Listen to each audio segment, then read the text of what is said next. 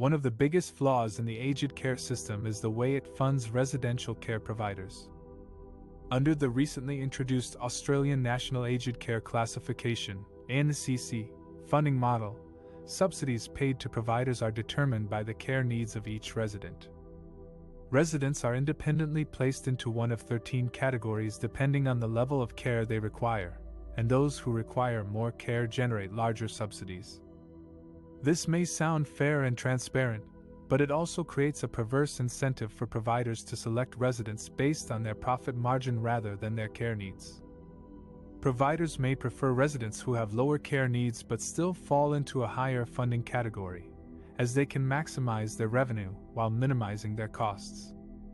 Conversely, providers may avoid residents who have higher care needs but fall into a lower funding category, as they would incur higher expenses while receiving lower subsidies. This means that some of the most vulnerable and complex residents, such as those with dementia, palliative care needs, or behavioral issues, may face discrimination and difficulty in accessing residential care services. Providers may reject their applications, offer them lower quality services, or charge them higher fees to cover the gap between their funding and their actual costs. This is not only unethical and unfair, but also contrary to the purpose and principles of the ANCC funding model, which aims to provide equitable funding that matches residents' needs and costs of delivering care. The ANCC funding model also claims to be based on independent research, trials and testing by the Australian Health Services Research Institute, but some experts have questioned the validity and reliability of its methodology and data. The ANCC funding model is supposed to be reviewed annually by the Independent Health and Aged Care Pricing Authority, IHACPA, which will advise the government on pricing and model adjustments based on costing studies and other available data. However, this may not be enough to address the fundamental flaw in the funding model that may encourage providers to put profit over people. The government needs to ensure that the ANCC funding model is aligned with the recommendations of the Royal Commission into Aged Care Quality and Safety, which called for a case mix funding model that reflects the actual costs of delivering high-quality care to all residents regardless of their care needs. The government also needs to monitor and regulate the behavior and performance of providers to prevent them from cherry-picking residents based on their profitability rather than their suitability. The aged care system should not be a market where providers compete for customers based on their bottom line. It should be a system where providers collaborate to deliver care based on their values and standards.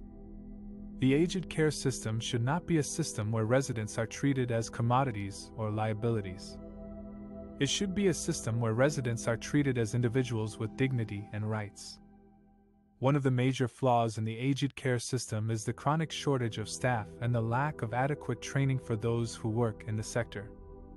This affects the quality and safety of care for older Australians, who deserve respect, dignity, and compassion.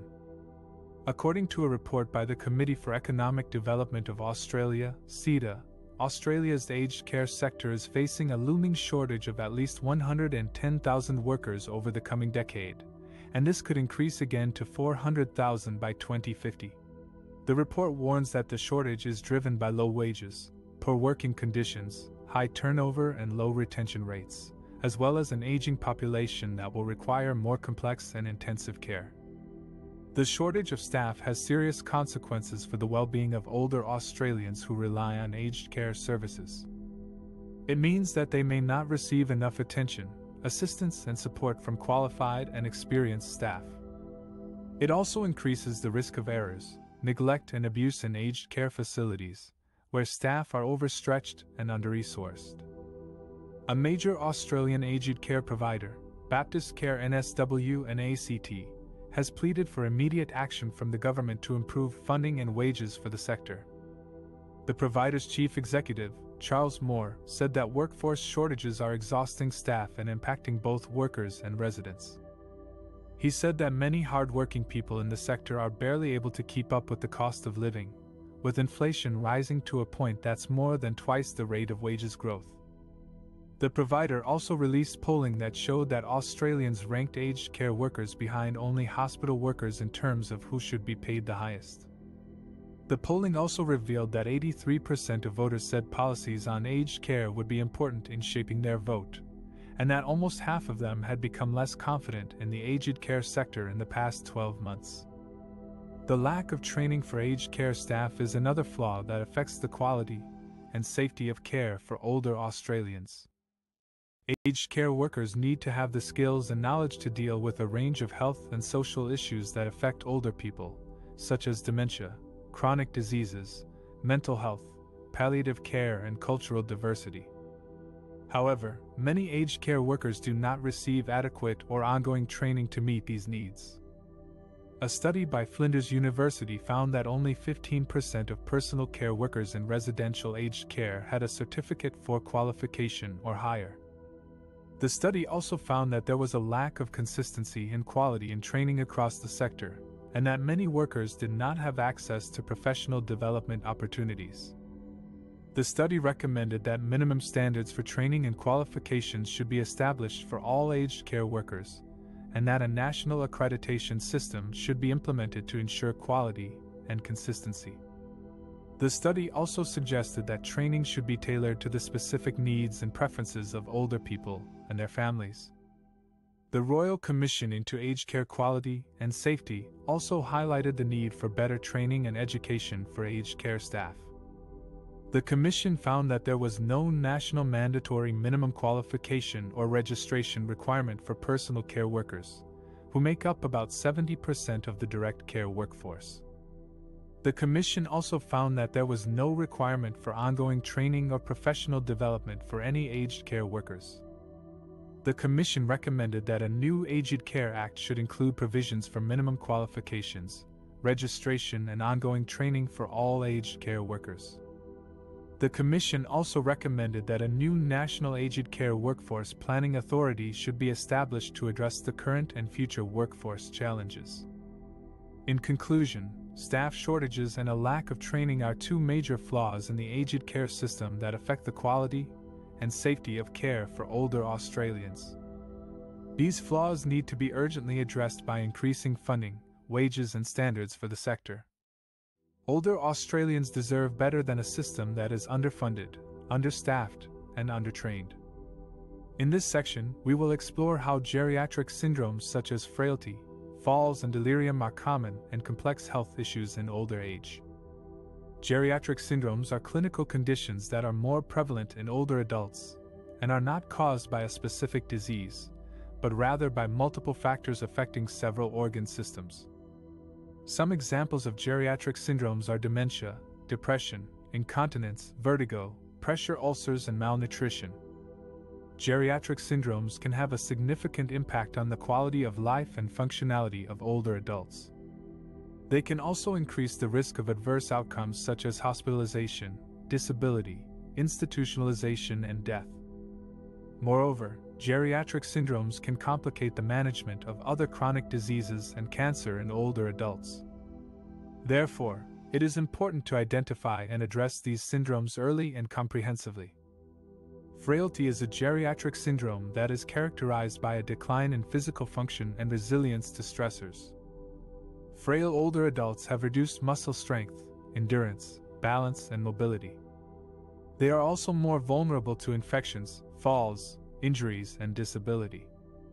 Frailty can be influenced by factors such as age, genetics, nutrition, inflammation, and chronic diseases.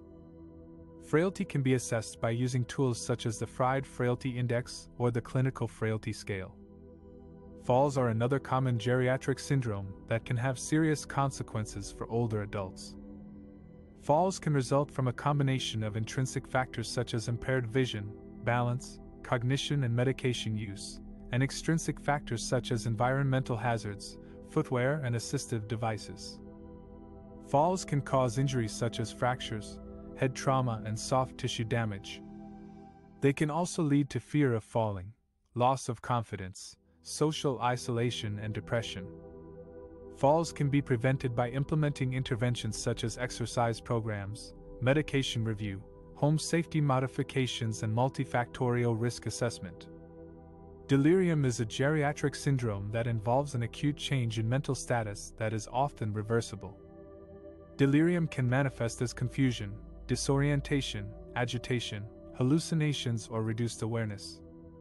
Delirium can be triggered by factors such as infections, medications, surgery, dehydration, and pain.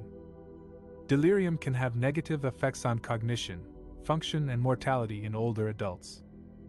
It can also increase the risk of developing dementia or worsening existing dementia. Delirium can be detected by using tools such as the confusion assessment method or the Foret test. Delirium can be treated by addressing the underlying cause, providing supportive care, and avoiding sedatives or antipsychotics unless necessary.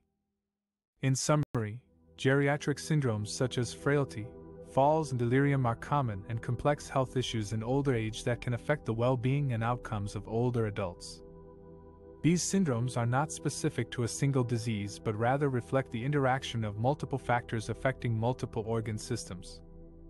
Therefore, they require a holistic and multidisciplinary approach to prevention, diagnosis, and management.